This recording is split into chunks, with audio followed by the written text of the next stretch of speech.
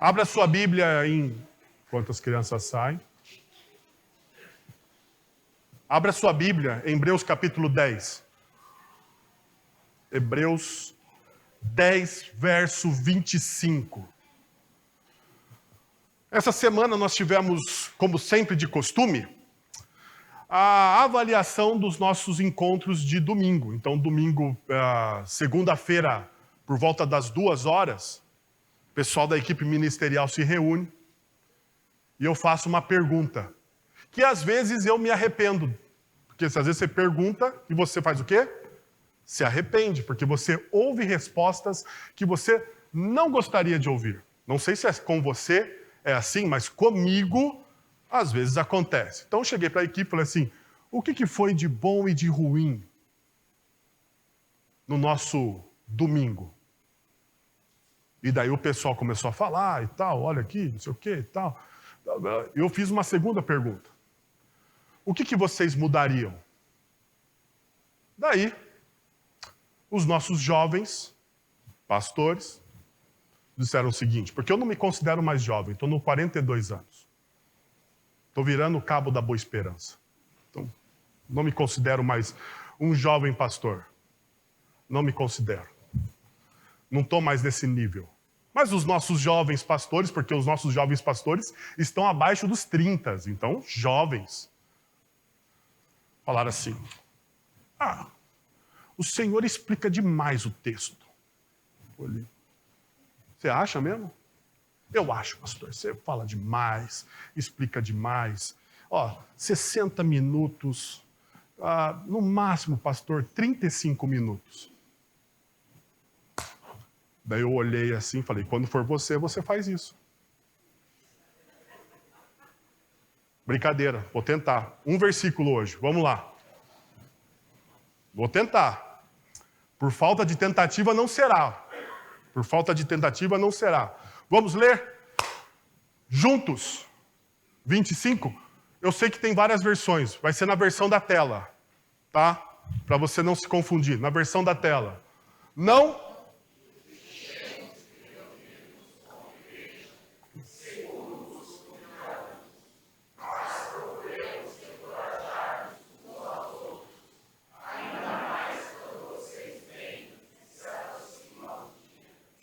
Como vocês sabem, nós estamos trabalhando a série Corra para Vencer. Nos últimos domingos, nós trabalhamos 4 temas. Então, se você faltou um domingo, está lá no nosso podcast. Pode olhar nas nossas redes sociais, YouTube, Facebook e os agregadores de podcast, está lá as mensagens. Primeiro sermão, abrace o seu propósito. Segundo, renove a sua mente. Terceiro, conheça a sua doutrina. Quarto, pratique a devoção. Hoje nós vamos falar sobre priorize a sua igreja. Priorize a sua igreja. E quando nós falamos sobre priorizar a nossa igreja, isso aqui é um assunto delicado. Delicado. E eu vou dizer o porquê este assunto é delicado. Porque é na igreja, muitas vezes, ou na vida comunitária, que nós temos as nossas maiores alegrias e também as nossas o quê? Decepções. Nossas alegrias, nós podemos aqui listar algumas. Quando nós vamos ter, próximo domingo, receberemos novos membros. 30 pessoas. Alegria. Poxa, olha o que Deus está fazendo no nosso meio. Olha como Deus está abençoando a nossa comunidade, a nossa igreja. Momento de alegria, profissão de fé. Pessoas se aproximando de Jesus e professando a sua fé e recebendo o sacramento do batismo. Isso é momento de alegria. Ontem aqui tivemos a celebração de um casamento. Legal. Casamento, você fala, poxa, que legal, os nossos jovens estão casando, isso é bom. Ainda você pode ter outras facetas da fé, como por exemplo, quando nós olhamos e percebemos a atuação de Deus em nós e através de nós. Quando nós percebemos que aquilo que nós fazemos surge um resultado, tem algum efeito, alguém testemunha. Ou pelo nosso testemunho, a pessoa se aproximou de Jesus. Você fala, uau, isso é o Evangelho. Isso traz o quê? Alegria ao nosso coração. No entanto, existe um outro lado da comunidade cristã. Decepções. E aqui a gente poderia falar inúmeras decepções que nós temos dentro da igreja. Falta de acolhimento, falta de perdão, excesso, não vou falar de fofoca, excesso em falar da vida dos outros. Às vezes falamos demais, julgamos demais, falta às vezes no nosso olhar para com o próximo e a pessoa que está ao nosso lado, o quê? Graça. Graça. Sentimos falta da graça. Nós falamos tanto de graça, de amor, de amar o próximo, de estar junto, de caminhar junto, mas muitas vezes estamos sós. Solitário, solidão, mesmo dentro de uma multidão. Mesmo na multidão, você se sente um estranho ali. E isso vai causando decepção, vai machucando o nosso coração. Eu me lembrei de uma experiência relatada pelo meu amigo Ricardo Agreste e vou pedir licença para lê-la para vocês. No seu livro, Igreja Tô Fora. Ele diz o seguinte: eu estava em um dos retiros do Projeto Timóteo, em um grupo com aproximadamente 25 pastores, todos assentados em torno de uma mesa. O facilitador do encontro pediu para que cada um falasse um pouco de si mesmo e de sua igreja. E daí, o que houve? Um após o outro, como pais que falam das proezas de seus filhos, normalmente fazemos vistas grossas para seus deslizes. Cada um deles dizia rapidamente o seu nome e passava a falar infindavelmente, com orgulho, dos projetos desenvolvidos em suas comunidades locais. Muitas vezes, pastores acabam sendo feridos por suas comunidades pela incompreensão de suas limitações e humanidades. No entanto, na maioria das vezes, são grandemente envolvidos e consumidos pelos projetos desenvolvidos pelas igrejas. Assim, passam a ter a tendência de falarem mais do que está acontecendo em suas igrejas, das suas realizações ministeriais, do que das suas próprias vidas e histórias. Mas depois de cada um falar rapidamente sobre você e muito sobre cada igreja, chegou a vez do preletor do encontro falar um pouco sobre si e a igreja que ele pastoreava. Depois de ouvir todas as apresentações, de cabeça baixa, fala mansa, ele passou a dizer: sabem, a cada dia que se passa, mais me convenço de quão bíblica é a minha comunidade local. Observando as pessoas que se reúnem domingo após domingo e conhecendo suas histórias de segunda a sábado, identifico inúmeros pontos em comum com as igrejas locais descritas nas páginas do Novo Testamento. Em minha comunidade, temos alguns imorais, vários idólatras, um punhado de adúlteros e até mesmo homossexuais. Caluniadores e trapaceiros, então, já perdi a conta de quantos são.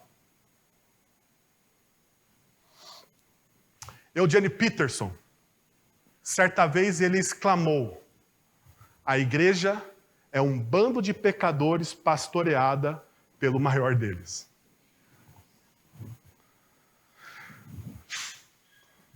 Se nós desejamos correr para vencer, nós precisamos retirar o romantismo de todas as esferas da vida e lidar com a realidade. A igreja tem os seus defeitos. é constituído por pessoas que estão em processo de santificação, ou seja, todos aqui estão em obras. Todos, sem exceção. Cada um, e agora entra a complexidade do caso. Porque cada um aqui está em um estágio diferente daquilo que nós chamamos de santificação. Existem níveis de maturidade. E daí fica complicado. Porque nem todo mundo está no mesmo nível. Nem todo mundo fala a mesma linguagem. E aqui, então, nós começamos a ter as diferenças. Pois Deus está fazendo algo diferente na vida de cada pessoa aqui presente e ausente. E por esse motivo, que Paulo, em suas cartas, ao saudar a sua audiência, ele diz uma coisa extraordinária. Aos santos. Mas esse aos santos que Paulo fala, a sua audiência, ela é completada com uma qualidade. Aos santos que estão em Cristo Jesus. Paulo, ele não romantiza as suas igrejas, as igrejas que ele pastoreava. Basta você olhar as repreensões, as correções de rota e as disciplinas em suas cartas. Pegue 1 Coríntios.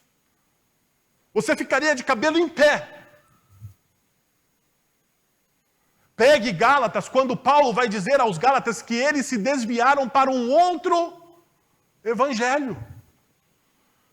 Mas ao mesmo tempo que Paulo coloca as suas emoções, e nós podemos sentir ele às vezes socando a mesa ou chorando, apesar de tudo isso, Paulo não se ilude com a igreja.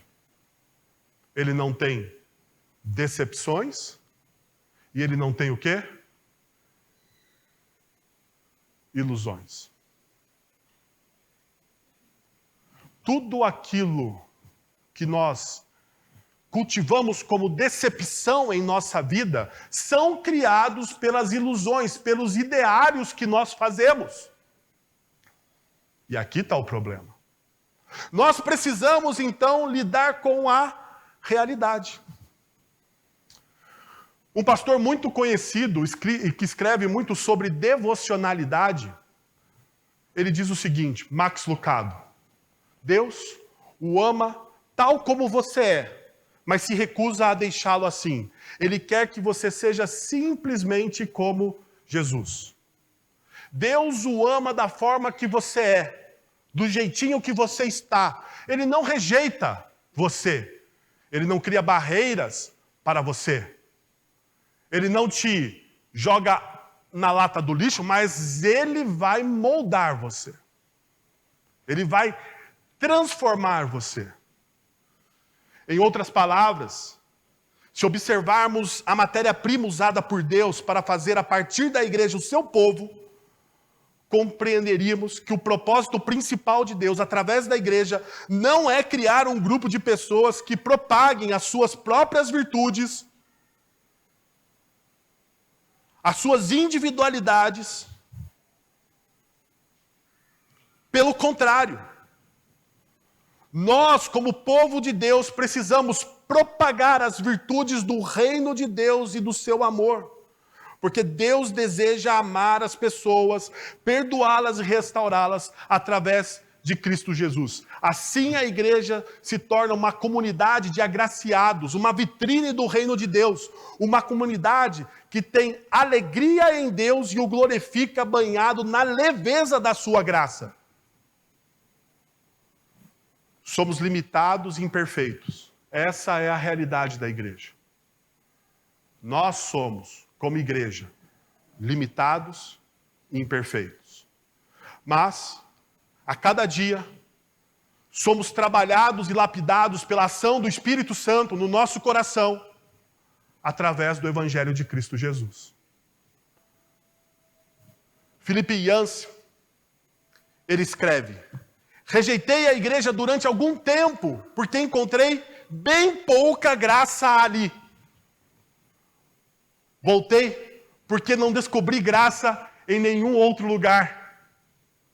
O processo me ensinou o segredo. Tem a ver com o meu modo de olhar para a igreja. Como a gente olha para a igreja é fundamental. Se você olha para a igreja com a ilusão de que aqui existem pessoas perfeitas, todo mundo aqui hoje veio com roupinha de ver Deus. Inclusive eu. Todo mundo aqui veio escondido através das suas máscaras. Todo mundo aqui, às vezes, se finge de perfeito. Mas nós não somos. Como você olha a igreja é fundamental. Então você não pode, não deve, nunca olhar a igreja pelas suas próprias virtudes. Mas você deve olhar a igreja pela graça de Cristo Jesus.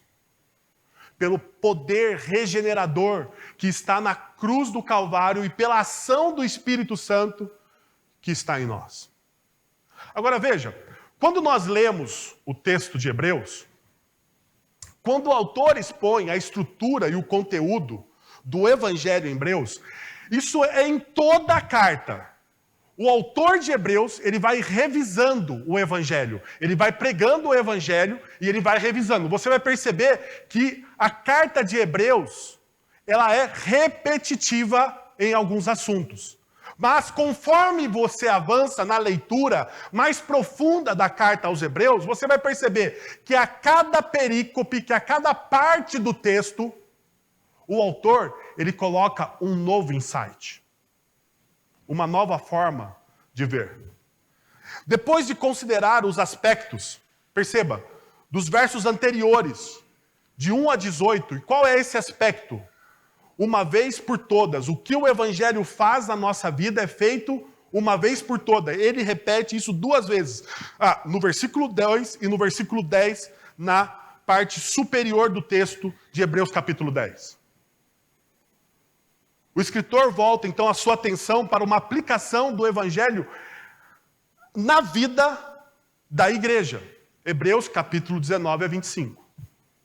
Mais uma vez, ele vai resumir vários aspectos para ajudar seus leitores a se lembrarem das gloriosas realidades da obra de Jesus em suas vidas e no meio do povo de Deus. Mas a pergunta que deve ser feita é: qual é a sutil diferença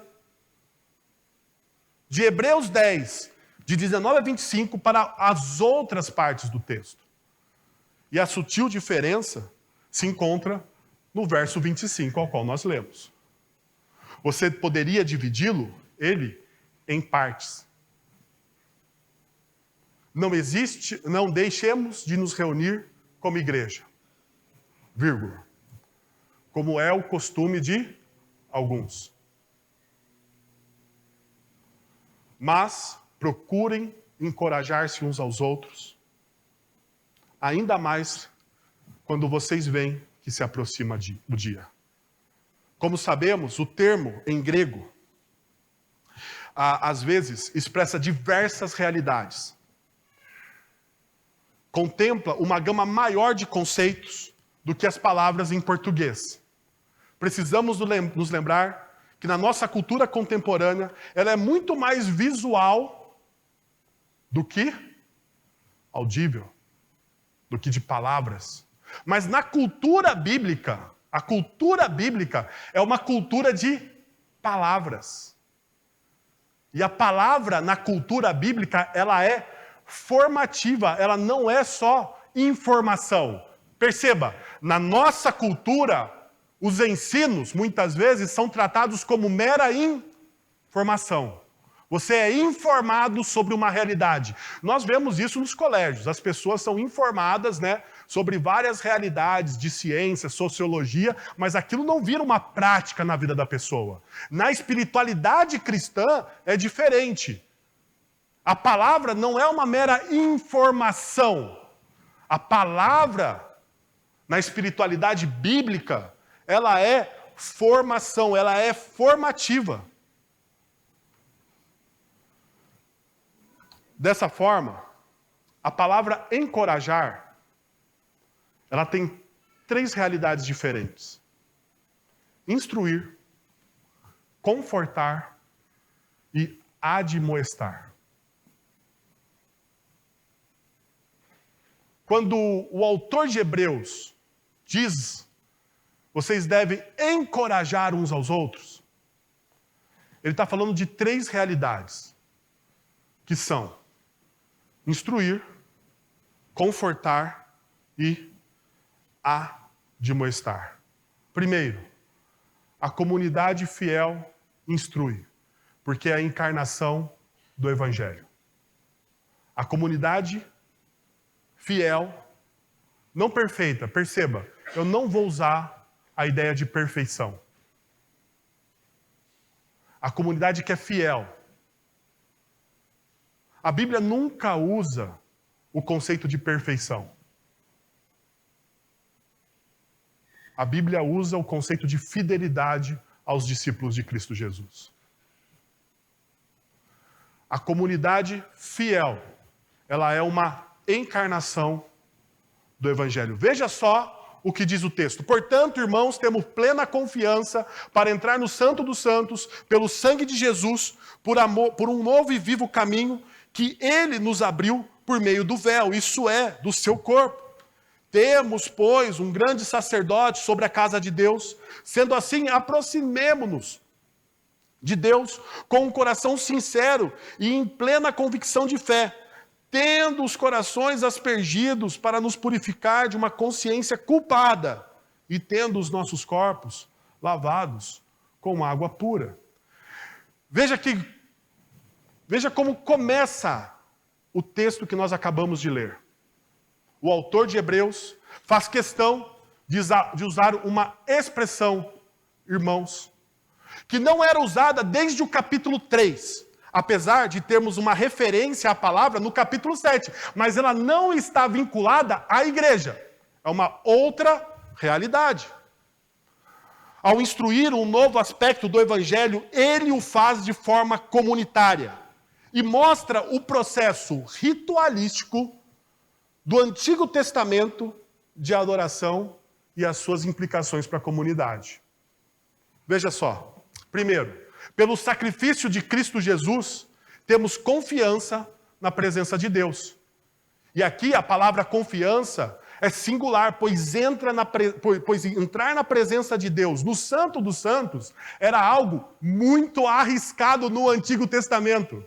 Muito arriscado. Quando um sacerdote entrava no Santo dos Santos, sem os devidos rituais de purificação, sem ter os seus pecados perdoados, qual era a consequência? A morte. Agora, o autor de Hebreus está dizendo, nós temos o quê? Confiança de entrar aonde? No Santo dos Santos. Perceba, um lugar que era a penumbra da morte, a incerteza, a desconfiança. A partir de Cristo Jesus, nós temos a plena confiança. A palavra confiança pode ser traduzida e deveria ser traduzida por o quê? Liberdade. O que o texto está dizendo? Que nós temos hoje em Cristo uma liberdade de se aproximar de quem? Do Deus Todo-Poderoso. Antigamente, havia rituais. Antigamente, havia um véu. Antigamente, havia uma separação por causa dos nossos pecados. Mas em Cristo Jesus, e somente nele, tivemos os nossos pecados perdoados. O véu foi rasgado, que era a sua carne, como o autor de Hebreus demonstra no texto. Ao termos liberdade, ou quando nós ouvimos sobre liberdade, isso acende no coração de algumas pessoas a luz vermelha. Porque religioso não gosta de liberdade. Não gosta. Religiosos gostam de regras. Regras. E olha, não estou falando aqui que nós estamos abolindo a lei, porque o próprio Jesus veio dizer que ele não veio para abolir nada, ele veio para cumprir toda a lei. Então, esqueça, não estou sendo um pastor reformado anti-lei. No entanto, nós precisamos nos lembrar que em Cristo Jesus, nós não somos mais presos aos rituais de aproximação de Deus. E agora nós temos esse livre e vivo caminho que ele fala. Agora, por que os religiosos têm dificuldade com a palavra liberdade? Porque a liberdade tira o controle das mãos deles. Os religiosos adoram controlar a Deus com a sua teologia e com as suas regras, e adoram controlar a quem? A vida do seu próximo. Se você lê o texto de Mateus capítulo 23, quando Jesus está confrontando os fariseus, Jesus vai dizer que os fariseus colocam um fardo, um peso, sobre a vida de quem? Das pessoas. Eles exigem que as pessoas cumpram determinadas regras. E aqui deixa eu dar uma parada. Jesus não está falando aqui da lei mosaica. Por quê? Porque os fariseus, eles criaram uma lei para cumprir a lei. Os fariseus criaram uma teologia para justificar as suas leis. Então eles criaram uma lei para cumprir a própria lei. E eles colocavam esse fardo na vida das pessoas. Mas quando nós olhamos para os evangelhos, nós nos deparamos com Lucas capítulo 7, a partir do verso 36. Nós temos uma cena inusitada. Jesus vai à casa de um fariseu chamado Simão para jantar. E ao estar na casa, o texto não explica como, mas uma mulher pecadora, e essa é a informação que nós temos, uma mulher pecadora entra na casa, se coloca aos pés de Jesus. E nós precisamos nos lembrar a forma como a mesa da casa naquele tempo era composta. Geralmente as pessoas se sentavam apoiadas sobre um braço na mesa e com os seus pés para trás. Então essa mulher vai, e o texto diz, mas o texto de Lucas diz que essa mulher vai atrás de Jesus. Quebra um vidro de perfume, começa a lavar os pés de Jesus com as suas lágrimas e enxugá-la com os seus cabelos. E aquilo nós temos então uma demonstração gigantesca de adoração. Extravagante. Que quebra todo o conceito do fariseu. Qual é a reação do fariseu? Escândalo, julgamento, controle. O fariseu vai julgar Jesus dizendo, se realmente ele fosse profeta, ele saberia que essa mulher é o quê? Pecadora. O fariseu, ele julga a mulher. E Jesus desnuda o fariseu. Jesus retira toda a máscara que o fariseu tinha. Porque Jesus começa a falar ao fariseu, viu, eu entrei aqui na sua casa, você não me saudou com um beijo, que era o costume mais ordinário entre os irmãos, entre as pessoas da mesma tribo. Você não me saudou com um beijo, você não me ofereceu água para lavar os meus pés, você não fez absolutamente nada que a etiqueta manda. Mas o religioso nunca olha para si mesmo. Sempre está olhando o defeito dos outros. Por isso que no Sermão do Monte Jesus vai dizer, olha, cuidado. Cuidado você que fica julgando os outros. Porque existe no seu olho o quê? Uma trave. Existe uma trave no seu olho. E ao olharmos para o texto de Hebreus, nós percebemos que ele está falando sobre essa liberdade. Você tem plena confiança, plena liberdade de você se aproximar de Deus e ser quem você é.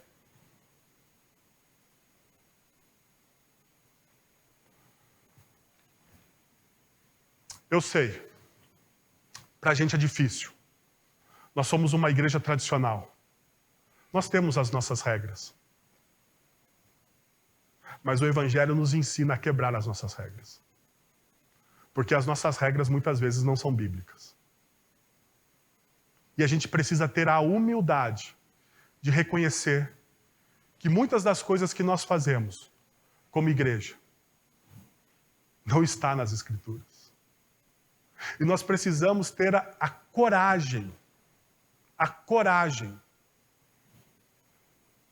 de assumir um dos lemas da Igreja Reformada. De termos a Bíblia como a nossa única regra. A nossa única regra. A nossa única medida. Não são aquilo que eu acho que deve ser feito ou não, mas é o que a Bíblia diz. Um outro aspecto que nós olhamos de uma igreja que é a encarnação do Evangelho, ou a segunda imagem que temos, é que de Jesus como o mediador, o sumo sacerdote, que faz a mediação entre o povo de Deus. Podemos nos aproximar, então, e rasgar o nosso coração em adoração sem máscara, sem persona, sem falsidade. Seja você mesmo diante de Deus. Uma das coisas que perdemos, é a percepção que nosso relacionamento com Deus não é burocrático. O nosso relacionamento com Deus deveria ser um relacionamento afetivo. Mexer com as nossas afeições. Jonathan Edwards vai falar que pessoas realmente transformadas, eles têm as suas afeições, o seu coração, os seus sentimentos, reorientados pelo Evangelho de Cristo Jesus.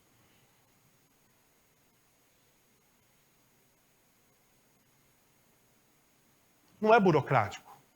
Veja, Sermão do Monte. Jesus vai ensinar os seus discípulos a orarem. E como Jesus ensina os seus discípulos a orarem? Qual é a primeira coisa que Jesus fala na oração? Pai Nosso. Eu não sei, porque muitas vezes as coisas caem na vala comum, sabe? No lugar comum. Porque nós estamos acostumados, principalmente quem cresceu em uma comunidade cristã. Chamar o Deus Criador de todas as coisas de Pai, no Evangelho é inovador. Porque se você olhar no Antigo Testamento, o nome de Deus não deveria ser o quê? Não deveria ser pronunciado. Na escrita hebraica, o nome de Deus ele é codificado. Porque você tinha uma tremenda reverência pelo nome de Deus. Há um mandamento que você não deve tomar o nome de Deus em vão. Mas perceba, em Cristo Jesus, o nosso sumo sacerdote, aquele que entra na história para interceder por nós, para criar a ponte por nós, ele vai dizer o seguinte: a partir de agora, aquele ao qual você não pronunciava o nome, você chama ele de Pai.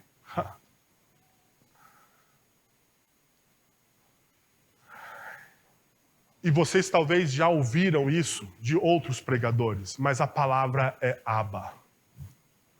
É a palavra mais básica, mais simples que uma criança aprende a falar. Pai. Eu não sei vocês, mas uma das experiências mais extraordinárias que um ser humano pode ter é ser pai. E eu, esses dias, ouvi a Bia dizer, pai. O meu coração se encheu do quê? De alegria. Porque a partir do momento que a Bia sabe que eu sou o pai dela, existe um vínculo o quê? Emocional. De cuidado, de proteção, de carinho, de amor. É isso que o Evangelho faz. É isso que uma comunidade chamada, e o professor Mike Gorin, ele vai dizer exatamente isso no seu livro Luz para as Nações. Ele vai dizer o seguinte, ele vai falar, olha, a comunidade deve ser o Evangelho encarnado. A comunidade é um reino de sacerdotes. A comunidade se coloca na brecha. Não pentecostal, né? Porque esse negócio de colocar na brecha, às vezes o pessoal confunde. Se coloca na brecha, na ausência do relacionamento, porque foi isso. O pecado na humanidade criou uma ausência de relacionamento entre Deus e o homem, entre Deus e a sua criação. E Jesus, ele se coloca onde? Nessa brecha e cria essa ponte. A comunidade missional que encarna o Evangelho é a mesma coisa. É a mesma coisa. Nós deveríamos ser a mesma coisa. Ainda, o texto bíblico me ensina uma outra realidade. A terceira imagem segue com a aspersão do sangue juntamente com o lavar das águas. Representando aqui, então, o sacramento no Novo Testamento do batismo.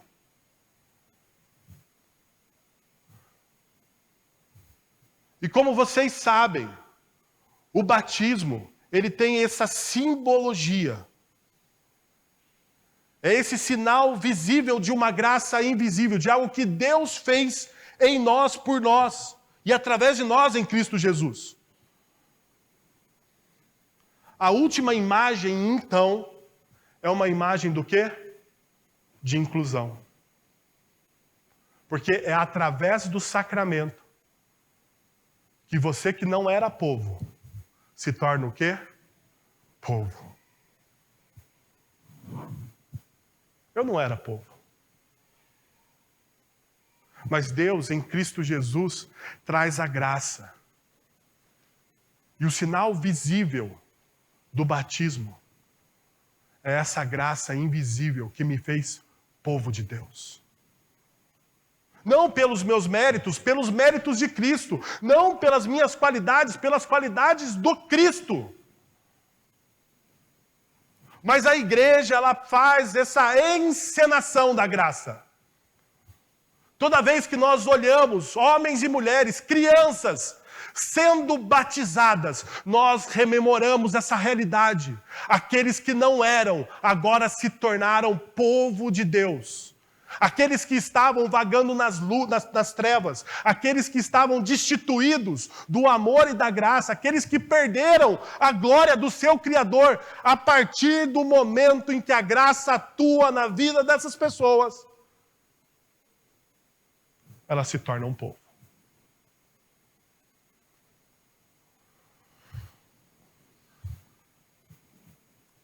Um segundo aspecto é que a comunidade fiel conforta, testemunhando a fidelidade de Deus. Olha o que diz o verso 23. Apeguemo-nos com firmeza à esperança que professamos, pois aquele que prometeu, ele é o quê? Fiel. Ele é fiel.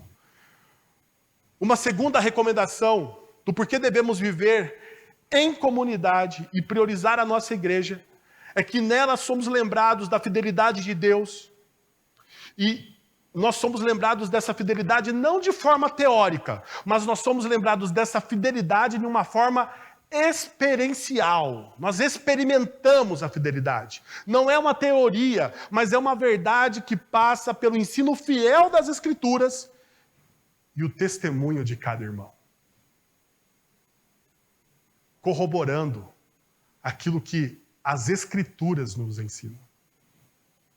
Quando uma comunidade coloca em prática a vivência das Escrituras, a doutrina para de ser uma teoria fria e passa a ser algo palpável, relevante, ganha vida, as cores da nossa realidade. As cores da nossa realidade. Mas somente quando nós vivemos, quando nós nos tornamos fiéis ao Evangelho.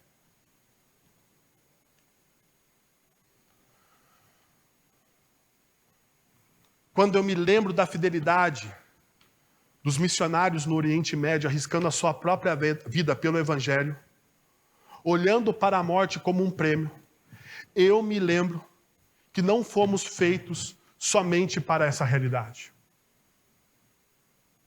Nós fomos feitos, como disse C.S. Lewis, para uma outra realidade. Aqui é simplesmente a antessala. Se existem coisas boas e maravilhosas nesta realidade, e existem coisas boas e maravilhosas nessas realidades, imagine então quando nós adentrarmos na verdadeira realidade de todas as coisas. Por isso então que tantos os missionários como o próprio apóstolo Paulo, eles encaram a morte não como uma sentença final, eles encaram a morte como um prêmio. Como um prêmio. E eu preciso aqui confessar para vocês um pecado. Algumas semanas atrás, eu falei que meu filho fez aniversário, próximo do dia 8, e eu sentei, tive uma conversa crucial com ele, eu falei que era o desaniversário dele. Lembram disso? Eu falei isso, né?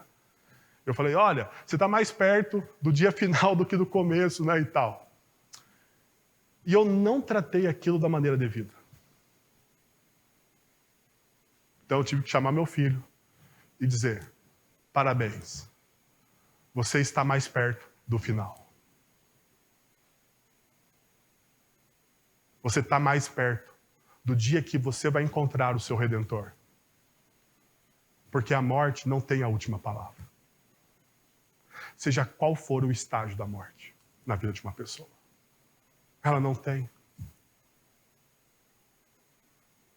O prêmio que nós temos é a soberana vocação em Cristo Jesus.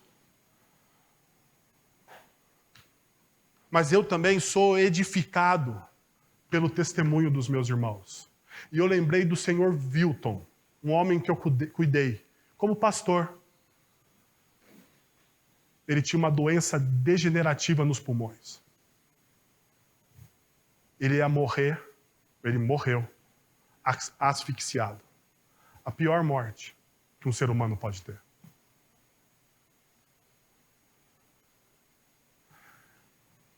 Em todo o meu cuidado com ele, como pastor, eu nunca vi o Wilton reclamar.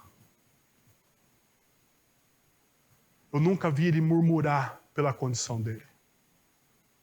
Pelo contrário, quando nos reuníamos para celebrar a ceia, levava a ceia na casa dele, ele estava alegre. Ele cantava um hino, às vezes sem poder cantar.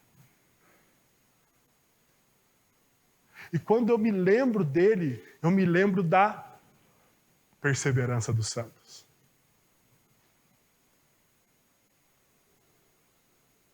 Uma doutrina toma vida quando ela é vivida na sua plenitude. Eu poderia falar de outras pessoas, eu poderia colocar outras pessoas. Eu me lembro de um presbítero, senhor André, bombeiro, filho policial militar. Não sei se vocês lembram, mas teve acho que no um pouco antes, 2005, 2006, teve um ataque a policiais por uma facção criminosa em todo o estado de São Paulo. A facção criminosa pegou o filho do seu André, colocou ele vivo no porta-malas e queimou o carro dele. Seu André, um presbítero, falou no velório do filho. Ele falou: o Senhor deu, o Senhor tirou. Bendito seja o nome do Senhor. Quando nós vivemos o Evangelho, nós edificamos o nosso próximo. Vocês perceberam? Quando você vive o Evangelho, você está abençoando aquele que está ao lado de você. A doutrina, a palavra, ela para de ser algo frio, ela toma uma forma, ela vira, ela ganha as cores da realidade. É assim que uma comunidade que encarna o Evangelho e que é fiel e atrativa aos de fora deve viver.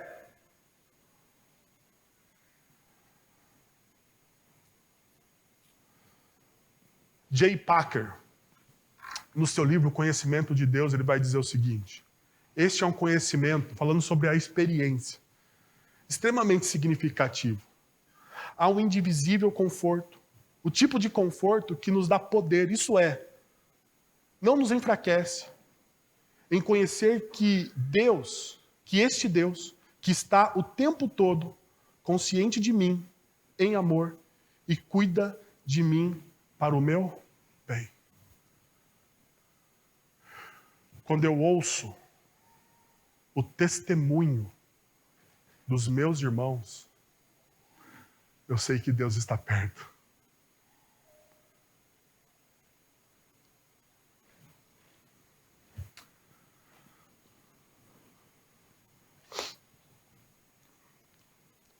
Terceiro, a comunidade fiel admoesta: não vivemos a cultura do individualismo. Versos 24 e 25, parte A. E consideremos uns aos outros para nos incentivarmos ao amor e às boas obras. Não deixemos de nos reunirmos como igreja, segundo o costume de alguns. Quando olhamos para esses versículos, muitas vezes nós queremos separar as ideias, mas isso cria um problema de interpretação. Na verdade, apesar de os versículos nos ajudarem na memorização e muitas vezes na didática da palavra de Deus, para a interpretação ele é horrível. Porque nós dividimos coisas que não deveriam ser o quê? Divididas. Então você deve olhar esses versículos juntos. Uma forma que complementa a outra, uma negativa e uma positiva. Uma forma negativa está no começo do versículo 25. Não deixemos de nos reunir. Significa que um grupo de pessoas estava se abstendo da comunidade de forma voluntária. Nós não temos um motivo. Não temos. Tudo que os teólogos dizem é um chute na trave. Eles vão dizer assim, talvez seja isso, talvez... Quando tem um talvez aqui, é da cabeça do cara. Então, nós não temos esse motivo, mas algo está acontecendo para o autor escrever aquilo. Algo está acontecendo para o Espírito Santo soprar no ouvido do autor de Hebreus essa repreensão. Não deixemos de nos reunirmos. Significa que um grupo estava abrindo mão deliberadamente de estar em comunidade. No entanto, para o autor, qualquer justificativa aqui seria uma desculpa furada. Uma possível tradução aqui é: não desprezemos os nossos irmãos. Sim, desigrejados não é um movimento novo na igreja. Tem gente que deseja ser discípulo sem frequentar uma comunidade cristã. Isso é impossível. Impossível porque o próprio Cristo é o fundador dessa comunidade. E eu sei, ela tem muitos problemas, nós não olhamos com ela com romantismo e nem devemos. Não queremos ter o nosso coração asfixiado por ilusões. No entanto, nós precisamos perceber que o Cristo, o nosso Salvador, escolheu formar o quê? Uma comunidade.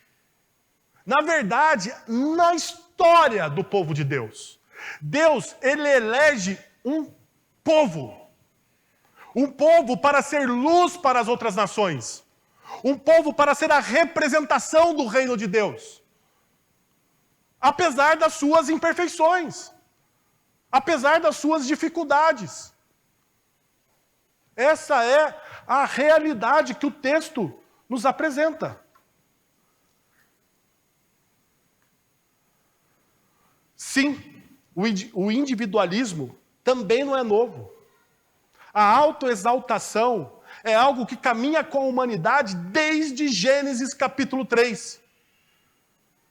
E por que nós dizemos isso? Basta você olhar o verso de número 24. A palavra considerar aqui deve ser traduzida como perceber, notar, observar, entender.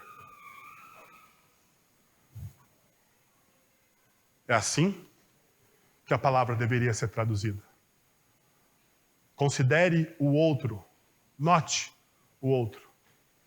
Alguns tradutores, eles aumentam a expressão, observe atentamente aquele que está ao seu lado.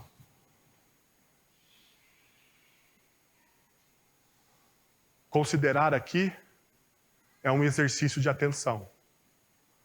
Não atenção ao nosso próprio umbigo, porque a nossa cultura individualista diz que você e eu devemos olhar para onde? Para nós mesmos. Para dentro de nós. Não é assim que os coaches dizem? Olhe para dentro de você, meu amor. Mas não é assim que a Bíblia nos ensina. Não é assim que o texto mostra.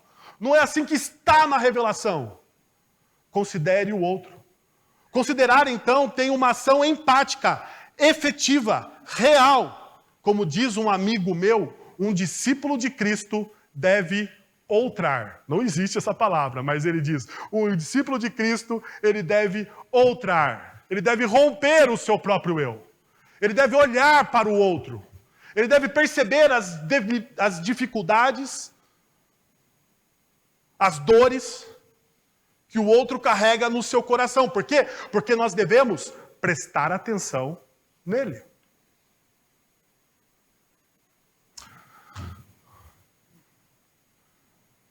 % dos problemas da igreja terminariam se ao invés da gente julgar uma pessoa, nós prestássemos atenção na história daquela pessoa. Sabia disso? A história de uma pessoa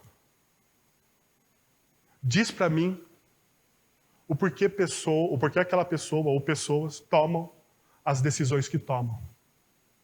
Os traumas, as dores. Então, se você deseja ser a encarnação do Evangelho, uma das coisas que você precisa fazer é uns aos outros. Amem uns aos outros. Perdoem uns aos outros. Lembra? Os mandamentos recíprocos. Se eu não me engano, e se minha memória não falhar, depois o pessoal da correção me ajuda. São cerca de 16 mandamentos recíprocos. Uns aos outros. Uns aos outros. Uns aos outros. Considerem, amem-se, perdoem-se, ajudem, suportem uns aos outros. Está cheio de uns aos outros. A Bíblia é um convite a você a sair do desensimesmamento. Não me peçam para falar de novo essa palavra.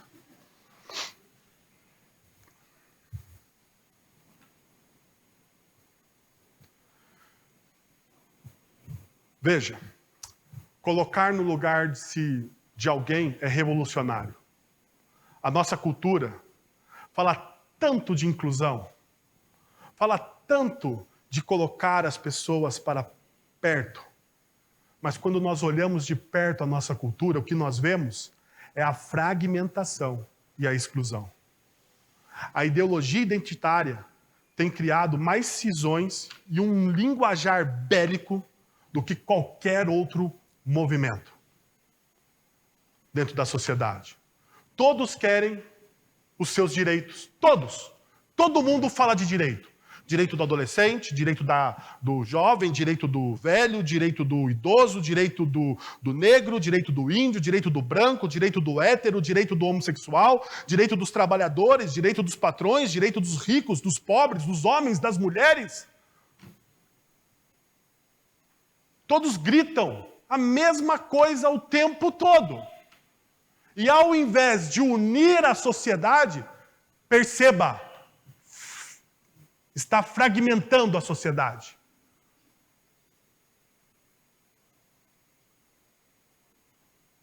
O tempo todo. O tempo todo.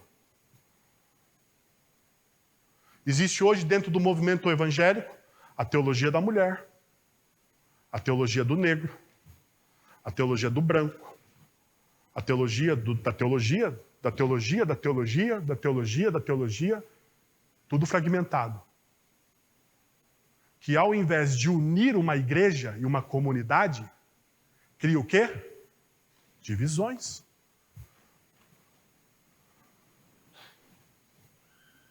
A única comunidade que pode fazer a redenção da nossa sociedade é a igreja. Pois ela reconhece o valor intrínseco de cada ser humano. E esse valor, ele é criacional. Todos somos.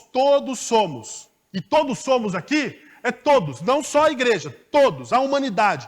Toda a humanidade é feita à imagem e semelhança de Deus. Independente, você queira ou não, você goste ou não, dos seus credos, das suas opções sexuais ou da sua visão política. Todo aquilo que é ser humano, ele recebeu a imagem do Criador. A digital do Criador está nele. O ser humano, ele é criado à imagem de Deus. E por esse motivo, todo ser humano tem direitos doados pelo seu Criador. Mesmo que o pecado tenha corrompido a humanidade, a verdade criacional não foi anulada. Ou seja, ele não deixou de ser imagem de Deus porque o pecado entrou no mundo. Pelo contrário. Pelo contrário, ele continua, porque maior que o pecado é a graça.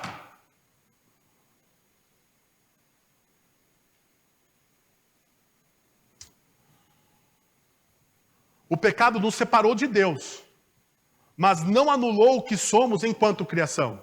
A verdade é, precisamos de Cristo sim para recebermos a adoção como filhos. Somente em Cristo e na sua morte e ressurreição, nós nos tornamos nova criatura. No entanto, todo ser humano continua sendo criação de Deus, mesmo que ele não queira, mesmo que ele rejeite essa verdade. E nós sabemos disso. A nossa igreja precisa ser uma igreja de discípulos que, ao invés de criar facções na igreja, na sociedade, cria unidade. Daniel. Lembra do livro de Daniel? Vocês lembram, né? O pessoal vai preso. Aquela coisa toda terrível. Os caras estão no exílio. Qual é a recomendação para o povo? Bota fogo no palácio do rei. É a recomendação do profeta. Bota fogo no palácio do rei. Ou a recomendação é lute pelo bem da cidade. Ore para que ela prospere. Cresçam. Prosperem.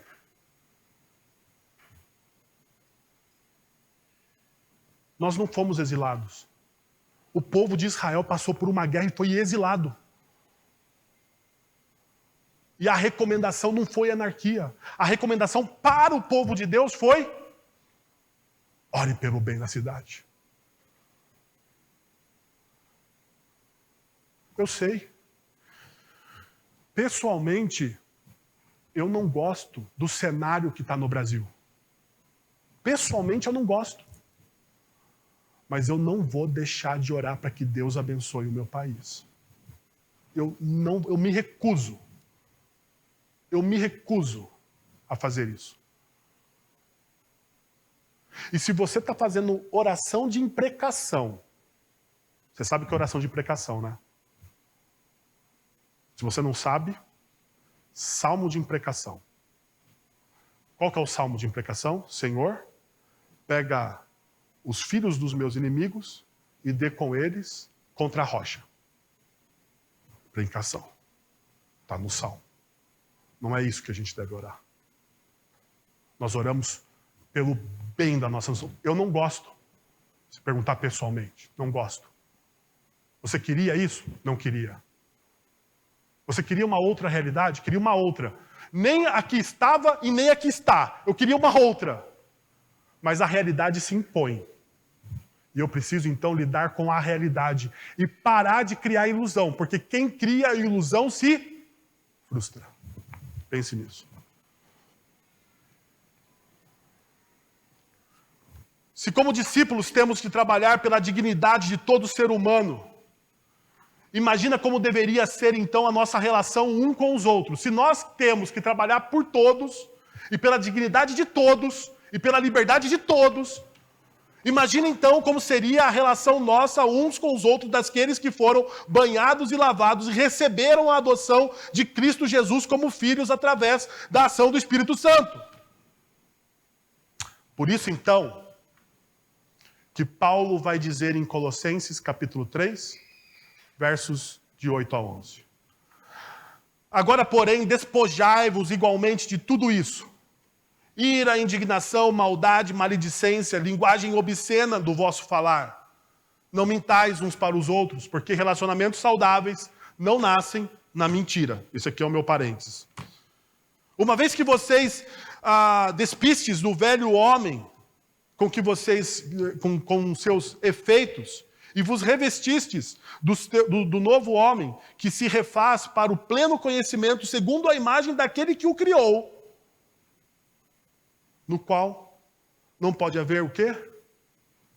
Grego, nem judeu, circuncisão ou incircuncisão, bárbaro, cita, escravo, livre.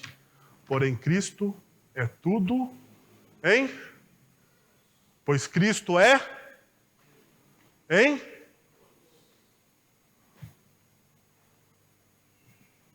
No reino não deve haver divisões. Não deve. Eu sei, nem todo mundo pensa igual a mim. Nem todo mundo está no mesmo estágio de santificação que o meu. Não está. E tem gente que está acima do meu estágio e não tem problema nenhum. E tem gente que está abaixo, não pensa como eu e não tem problema nenhum. Porque Cristo é tudo em... O que nos liga, o que nos une, não é o pensamento igual, cara pálida. Não é porque você é reformado. Não é porque você é calvinista. Não. O que te une não é porque você é de direita ou de esquerda. O que te une são os laços da cruz. E deveria ser maior do que qualquer outra coisa. Maior do que qualquer outra coisa. Deveria.